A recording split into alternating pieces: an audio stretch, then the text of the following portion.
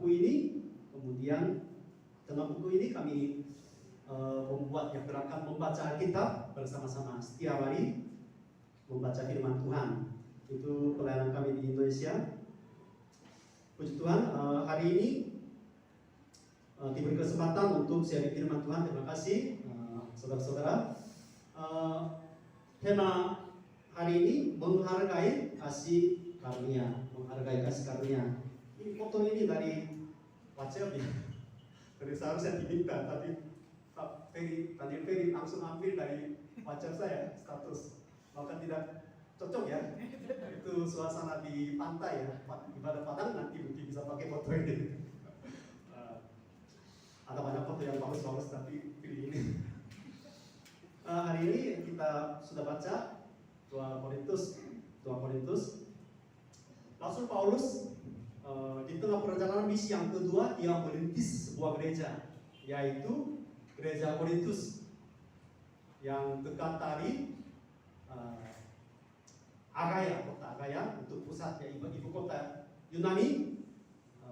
Korintus itu sebuah pulau kecil.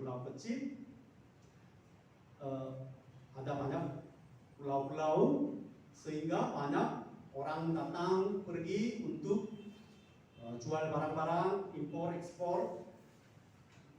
Sehingga kota Korintus ini kota yang memiliki kekayaan.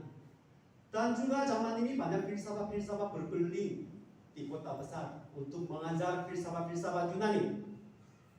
Sehingga mereka lumayan mengerti ya pengetahuan dunia ini. Tapi di dalam gereja ada banyak yang pintar-pintar, yang kaya raya juga banyak. Sehingga muncul banyak masalah. Korintus itu mirip dengan Palembang juga. Palembang ini juga pelabuhan, banyak orang datang pergi. Orang-orang yang di sini di dalam gereja pintar-pintar ya. Jadi kondisinya mungkin yang hampir sama dengan Palembang ini juga. Di gereja ini masalahnya apa? Masalah apa ada di dalam gereja Korintus yang dirintis oleh Rasul Paulus? Banyak masalah ya. Perpecahan terjadi, perselisihan. Ada golongan Paulus, ada golongan Apolos. Ya, perpecahan juga terjadi. Khususnya mereka menolak perintis gereja ini, yaitu Rasul Paulus. Satu hamba Tuhan datang ke Palembang, dia merintis gereja di tengah kesulitan, tantangan yang besar, merintis gereja. Tapi suatu hari nanti dia diejek, diusir, tidak dihormati. Sedih sekali ya sebagai perintis gereja itu. Jadi ini terjadi sehingga dia menulis surat ini, 1 Korintus. Kemudian yang kedua, 2 Korintus ini. Mengapa menulis 2 kali? Ya karena dengan surat yang pertama itu masalahnya tidak diselesaikan. Masih jemaat-jemaat berkeras hati seperti Hiram. Sehingga dia menulis surat yang kedua, yaitu 2 Korintus. Khususnya hari ini dia mau mengajar kepada jemaat-jemaat yang berkeras hati. Tentang apa? Ayat yang pertama, sebagai teman-teman sekerja, teman sepelayan, sikapnya harus seperti apa? Itu dia mau mengajar. Sikap yang pertama, menghargai kasih karunia. Di sini ayat 1 berbunyi demikian. Kami menasihatkan kamu supaya kamu jangan membuat menjadi sia-sia kasih karunia Allah yang telah kamu terima. Sebab dia ambil satu ayat dari kitab Yesaya. Di bawah ada ayat referensi ya, Yesaya 49 ayat 8. Pada waktu aku berkenan, aku akan mendengarkan engkau, dan pada hari aku menyelamatkan, aku akan menolong engkau. Sesungguhnya waktu ini adalah waktu perkenanan itu, sesungguhnya hari ini adalah hari penyelamatan itu. Jadi maksudnya kutipan dari kitab Yesaya pasal 49 ayat 8 ini ya, latar belakangnya orang Israel dibuang ke Babel karena dosa mereka. Tetapi Allah akan memulihkan bangsa Israel ini dengan kasih karunia-Nya.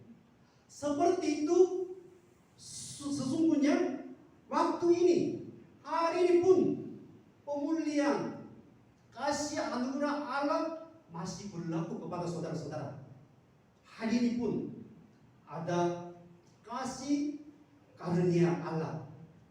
Sehingga harus terima, harus ingat lagi, jangan menyia-nyiakan kasih karunia Allah sebagai teman-teman sekerja.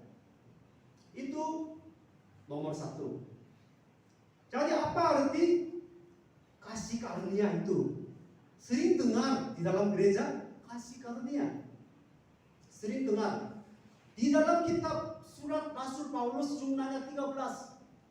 Setiap kitab surat Rasul Paulus itu dia sangat menekankan kasih karunia, kasih karunia.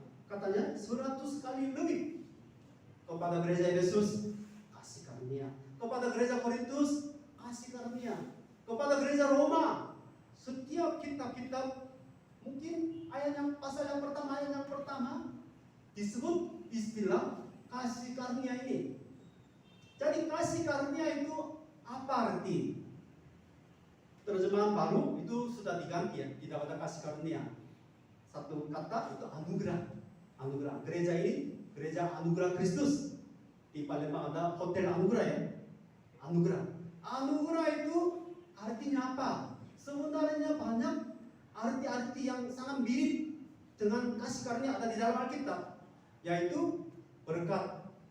Berkat juga mirip dengan kasih karunia, parak ya, berkat. Kemudian apa mungkin rahmat? Rahmat juga mungkin mirip dengan kasih karunia. Kemudian kasih setia juga mirip juga. Mengapa ini kasih karunia sebenarnya bahasa Yunani satu kata, yaitu charis. Charis. Tapi bahasa Indonesia kasih karunia. Mengapa bahasa aslinya satu kata charis, tapi di sini diterjemahkan dua kata kasih karunia? Karena tidak sulit menemukan kata yang tepat di bumi ini. Di dalam kosakata bahasa Indonesia sulit, tidak ada yang cocok dengan charis ini. Sehingga kalau kasih, ya ada unsur kasih, tetapi kurang cukup. Karunia juga ada artinya di dalam, sehingga ya dikasih dua kata. Seperti kasih setia juga ya. Kasih setia juga bahasa aslinya hesed, satu kata. Tapi ini juga dua kata bahasa Indonesia, kasih setia, memiliki dua arti ya, sekaligus. Jadi ini artinya mirip dengan karunia. Karunia itu ciri khasnya yang pertama itu dari Allah. Dari Allah. Kasih karunia itu semuanya dari Allah. Karena di bumi ini tidak ada kasih karunia. Seperti mirip dengan hujan. Hujan selalu dari langit sampai ke bumi. Tidak ada hujan yang dari bumi sampai ke langit. Tidak ada. Dengan demikian karunia, kasih karunia ini semuanya dari Allah Bapa kita. Itu ciri khasnya. Seperti hujan, seperti karunia itu hadiah. Itu kasih karunia. Kasih karunia yang kedua itu diberikan melalui pengorbanan Yesus Kristus. Di dalam arti kasih karunia sudah ada pengorbanannya, yaitu pengorbanan Yesus Kristus. Itu diberikan melalui pengorbanan Yesus Kristus. Yang ketiga, ciri khas kasih karunia itu diberikan kepada orang yang tidak layak diterima. Diberikan kepada orang berdosa sama sekali tidak layak diterima. Tidak ada harga, tapi diberikan hadiah dari Allah. Itu ciri khas kasih karunia. Tapi yang terakhir, ciri khas kasih karunia itu selalu berlimpah-limpah.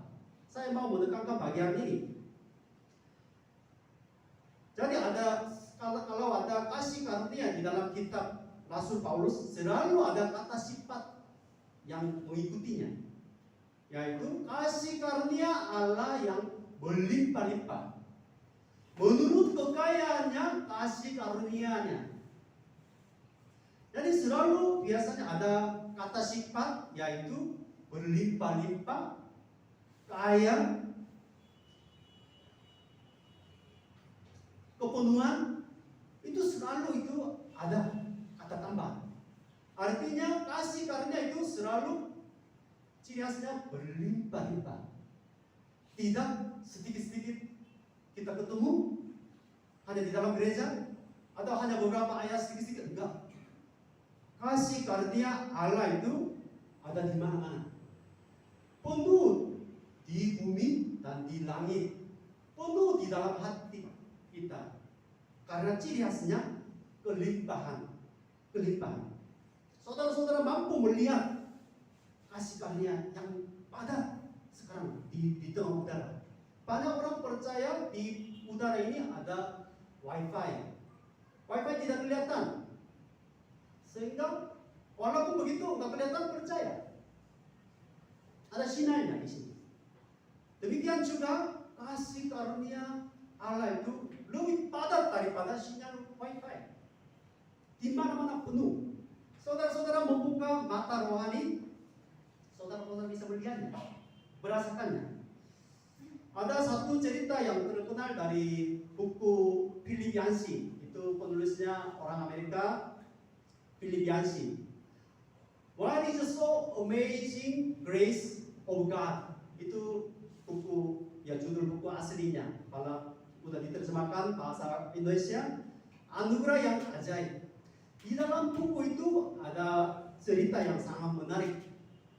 Ceritanya begini, zaman dulu satu orang yang merantau di Amerika Serikat. Dulu orang Amerika Serikat semua pindah dari England ya. Mereka tinggal di Amerika Serikat. Suatu hari dia rindu pulang ke kampung halaman di England. Sehingga dia bekerja keras, kemudian ya untuk beli tiket kapal feri ya. Enggak ketawa ya. Kapal feri. Jadi dia jeripaya bekerja, dapat gaji, kemudian terus menabung. Ya seperti Pak Peri juga mau pulang ke kampung halaman harus menabung terus. Menabung, kemudian beli tiket kapal untuk pulang ke England, kampung halamannya. Dia naik kapal itu senang. Di tengah perjalanan awalnya senang, tapi lama-lama dia lapar karena habis duit untuk beli tiket kapal itu. Nggak bisa makan karena nggak ada uang ludes. Jadi berhari-hari dia mengalami kelaparan. Hampir tiba di pelabuhan England, satu penumpang lain bertanya, kok apa nggak makannya? Pak, apa habis semua uang untuk beli tiket ini? Penumpang lain berkata, Pak, sudah termasuk makanan minuman semua di dalam tiket itu, harga tiket itu. Dia kaget ya. Kalau pakai sendiri mungkin pingsan. Kaget. Dia tidak tahu semuanya harganya termasuk di dalam ongkosnya. Jadi inilah sebenarnya mirip dengan kehidupan orang Kristen. Kehidupan orang Kristen ya sudah diselamatkan dari laut di tengah kegelapan, kemudian sudah naik di dalam kapal keselamatan seperti air manu sudah ada, tetapi di tengah perjalanan selalu merasa kurang cukup, ini kurang cukup, ini kurang cukup, uangnya kurang cukup, pengetahuannya kurang cukup, pendidikannya kurang cukup, rumahnya kurang cukup, usahanya masih kurang, modalnya kurang. Zaman ini zaman kekurangan. Orang Kristen pun dari mulutnya keluar, aku kurang, ini kurang. Itulah kehidupan orang Kristen yang menuju ke surga. Tidak pernah menikmati kasih karunia Allah yang berlimpah-limpah itu. Kita bisa belajar satu kuis dari Daud. Saudara-saudara tahu Mazmur pasal 23 ayat 1. Tuhan adalah gembalaku, tak ada kekurangan aku ya. Tak akan kekurangan aku. Tapi kita suka puisi ini, tetapi coba bagaimana seorang itu raja atau tahu sendiri mengakui pengakuan ini. Karena kehidupannya sebelum menjadi raja, dia terus melarikan diri. Karena Raja Saul mau membunuh dia 10 tahun. Menjadi semacam buron, terus lari di padang gurun, di gua-gua alam. Sesudah jadi raja, dia lari juga, melarikan diri juga. Karena anaknya Absalom mau membunuh papanya, tahu itu. Sebagai seorang ayah, sedih, nggak bisa tidur. Jadi kehidupannya seperti ini. Dia mengakui bahwa dia menulis pujian. Tuhan adalah gembalaku, tak akan kekurangan aku. Bukan ini untuk mengarang puisi yang indah. Duduk di kantor tempat aman, dia menulis puisi seperti ini. Tidak. Kehidupannya hancur, sulit sebenarnya. Tetapi dia melihat kasih karunia yang berlimpah-limpah. Bukan hanya Raja Daud saja, Paulus juga. Paulus juga nanti kalau terus baca ya, 2 Korintus pasal 12. Cukuplah kasih karunia Allah bagiku. Saudara-saudara sudah tahu kehidupan Rasul Paulus sebagai penginjil. Dia berkeliling di Asia Kecil, di Eropa, banyak penderitaan, dipenjarakan, dipukul. Itu kehidupannya, kenyataan dia. Tapi dia berkata, cukuplah kasih karunia Allah bagiku. Cukup. Itu bukan basa-basi agamawi. Bukan hanya sekedar puji Tuhan. Tidak. Sungguh-sungguh dia mengakuinya. Karena dia melihat kasih karunia Allah yang begitu besar. Tadi ya, tinggi, dalamnya seperti lautan. Itu bumi. Saya sendiri juga belajar kasih karunia yang berlimpah-limpah ini. Mungkin belakangan ini baru belajar. Saya sendiri merasa selalu ada kekurangan. Dalam pelayanan pun ini kurang. Bahasanya kurang. Ini mungkin pengetahuan Alkitab kurang. Mungkin segala macamnya. Keuangan untuk pelayanan kurang. Tapi belakangan ini Tuhan mengajar kasih karunia Allah itu besar, betul-betul tinggi, padat di udara ini, bumi dan seperti langit. Inilah dasar teman-teman sekerja dalam kehidupan mereka. Itulah kita hargai, sehingga menghargai kasih karunia. Yang kedua, ayat 3-4 ya. Dalam hal apapun kami tidak memberi sebab orang tersandung, supaya pelayan kami jangan sampai dicela. Di sini dia berbicara tentang pelayanan. Ayat 4, sebaliknya dalam segala hal kami menunjukkan bahwa kami adalah pelayan Allah. Ministry dan minister, pelayan Allah. Itu dua macam itu muncul. Itu satu jabatan, satu kerja, pelayanan, kerja. Kita harus menghargai jabatan kita sebagai pelayan Allah dan pelayanannya. Itu kita harus hargai. Kenapa demikian? Kita sekarang duduk di dalam gereja. Gereja itu artinya apa? Gereja itu kasih karunia Allah yang tidak kelihatan. Itu betul-betul dinyatakan secara mata. Kita bisa melihat kasih karunia Allah itu yang tidak kelihatan itu betul-betul ada bentuknya, yaitu gereja. Mengapa demikian? Gereja itu kumpulan orang. Tapi bedanya dengan arisan, apa bedanya? Kalau disebut gereja, butuh dua hal. Yang pertama, ada firman Tuhan. Ada firman Tuhan. Kemudian, belum cukup. Yang kedua, sakramen. Sakramen. Kalau dua hal ini sudah ada, ini disebut gereja. Gereja. Karena melalui dua hal ini, firman Tuhan, kemudian sakramen ini, kita bisa tahu kasih karunia Allah yang tidak kelihatan itu betul-betul dinyatakan. Mengapa demikian? Yang pertama, firman Tuhan. Kita tidak bisa mendengar suara Tuhan secara langsung. Tapi sekarang disampaikan suaranya. Ada firmannya di sini. Yang kedua, perjamuan kudus, yaitu di antara sakramennya, perjamuan kudus dan baptisan. Ya, perjamuan kudus. Kasih karunia yang tidak kelihatan itu betul-betul disajikan di depan mata jemaat. Roti dan anggur. Dengan perjamuan kudus ini, kita tahu kasih karunia Allah yang ada di dalam pengorbanan Yesus Kristus. Maka gereja ini, tempat pelayanan kami, kita dipanggil, diberi kasih karunia Allah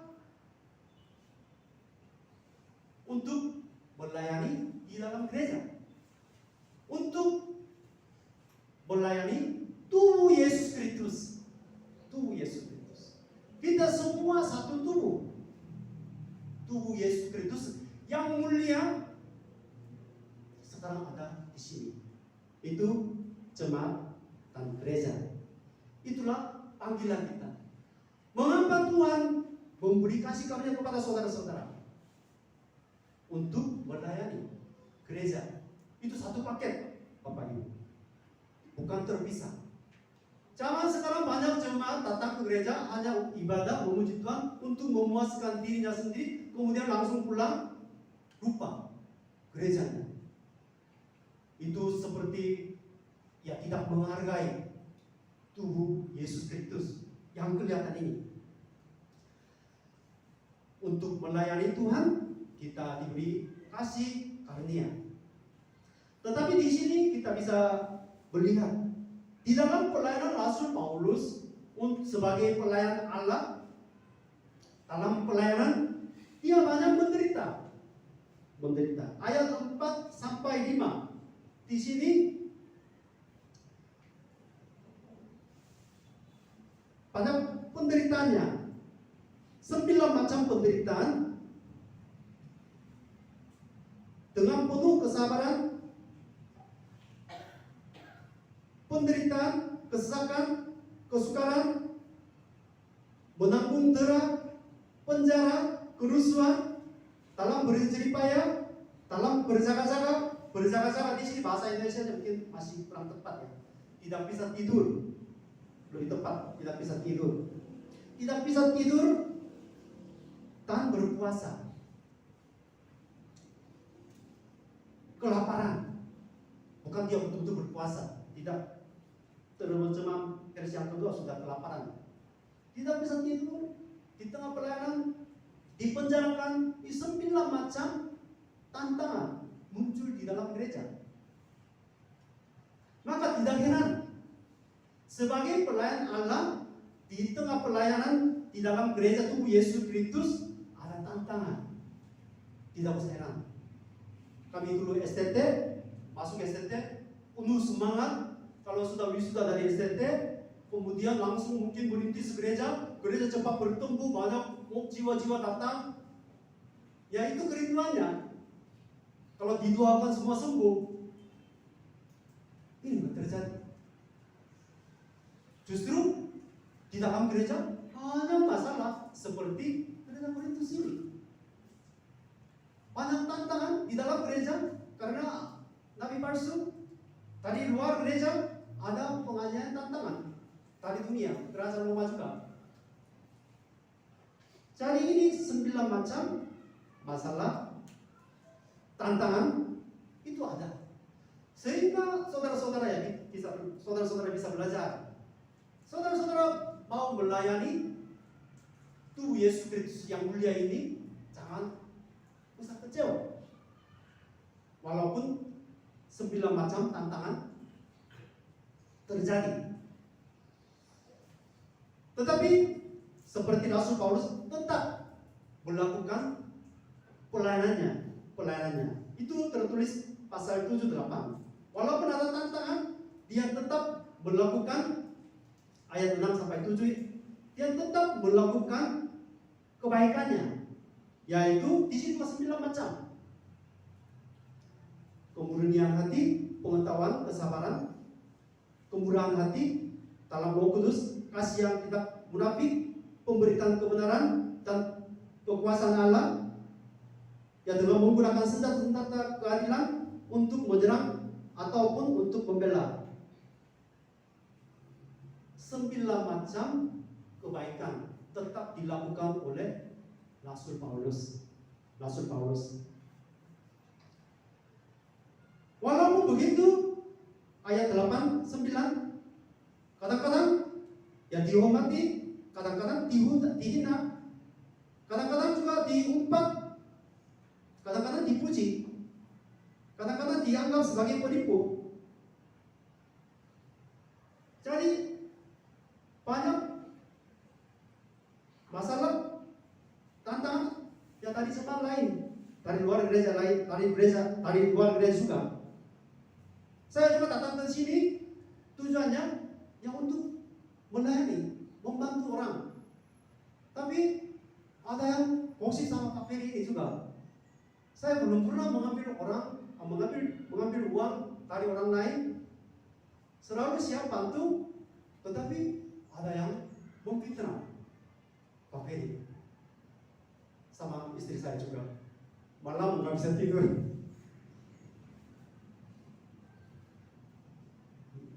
Maka suster belajar dari Rasul Paulus ini, yang Rasul juga alami, yang saya juga alami. Maka 1 Korintus pasal 10 ayat 13 ya. Pencobaan-pencobaan yang kamu alami ialah pencobaan-pencobaan biasa. Tidak ada sesuatu yang baru. Sehingga ya siap menerima hujatan, siap menerima celah. Di antara jemaat kadang-kadang marah sama pelayanan kita. Ya masa? Enggak usah kecewa, enggak usah mundur, enggak pernah bermusuhan. Karena pasti ini terjadi. Tetapi ini sudut pandang dari Tuhan itu sedikit beda. Itu tertulis ayat 9 dan 10 ya. Coba baca bersama-sama ayat 10 sampai ayat 9 sampai 10. Mari kita baca bersama-sama. 2, 3. Sebagai orang yang tidak benar namun terkenal, sebagai orang yang nyaris mati dan sungguh kami hidup, sebagai orang yang dihajar namun tidak mati, sebagai orang berduka cita namun senantiasa bersuka cita, sebagai orang miskin namun memperkaya banyak orang, sebagai orang tak memperoleh sekalipun kami memiliki segala sesuatu. Kekayaannya dari sudut pandang manusia sebagai pelayan Allah yang hidupnya mungkin seperti orang berduka cita, orang miskin, tidak punya apa-apa, tapi dari evaluasi dari Allah kita, ini orang terkenal, orang kaya, orang memiliki segala sesuatunya. Itulah pandangan dari Tuhan kita. Jadi yang kedua, kita harus menghargai, tetap di tengah perjuangan, di tengah tantangan yang besar, tapi kita tetap melakukan pekerjaan baik dengan penuh harapan. Tadi segala macam evaluasi dari Tuhan, tetap melakukannya. Jangan mundur dari pelayanan ini. Bulan ini bulan ketiga, minggu yang pertama. Tuhan berbicara kepada saudara-saudara. Tuhan ada rencana yang indah untuk merintis gereja di tempat ini. Tadi bilang kira-kira 70 tahun yang lalu. ada tujuannya. Di bawah gereja ini ada darah Yesus Kristus. Kemudian di bawahnya ada kasih karunia Allah yang berlimpah-limpah. Ini dasar gereja GAK ini. Dan juga ada banyak pengorbanan-pengorbanan nenek moyang saudara-saudara ada di sini juga. Sikap kita saudara-saudara terhadap gereja ini seperti apa? Jangan mengabaikan, jangan meremehkan pelayanan. Jangan menjauhkan diri saudara-saudara dari pelayanan dari gereja ini untuk melayani tubuh Yesus Kristus yang mulia, yang kelihatan. Saya datang ke Palembang ini, berkeliling di daerah Tempo. Banyak rumah-rumah itu pagarnya besi semua, penuh dengan besi-besi di pintunya. Banyak orang tinggal di dalam penjara. Saking banyak besinya, pabrik besi berlaku di Palembang ini. Sampai ke atas besinya banyak. Kenapa hidup seperti itu? Ya karena takut akan orang lain, pencuri. Justru negara ini semua orang punya agama. Kenapa ini terjadi? Masih takut. Maka banyak jemaat-jemaat berpikir, kalau negara ini terus maju, pendidikannya baik, semakin maju, medikal mungkin kecanggihannya maju, negara ini lebih baik. Tidak, saudara-saudara. Negara yang maju pun, maaf ya, mereka juga tinggal di dalam besi juga. Besi yang tidak kelihatan. Maka takut juga. Banyak bunuh diri terjadi. Harapan kita sebagai orang yang diberi kasih karunia yang besar itu apa? Harapannya satu-satunya, gereja kita, tubuh Yesus Kristus itu satu-satunya harapan untuk kehidupan saudara-saudara, satu-satunya harapan untuk keluarga saudara-saudara, satu-satunya harapan untuk usaha saudara-saudara, satu-satunya harapan untuk kota Palembang ini, satu-satunya harapan untuk bangsa Indonesia dan seluruh dunia ini. Amin, saudara-saudara.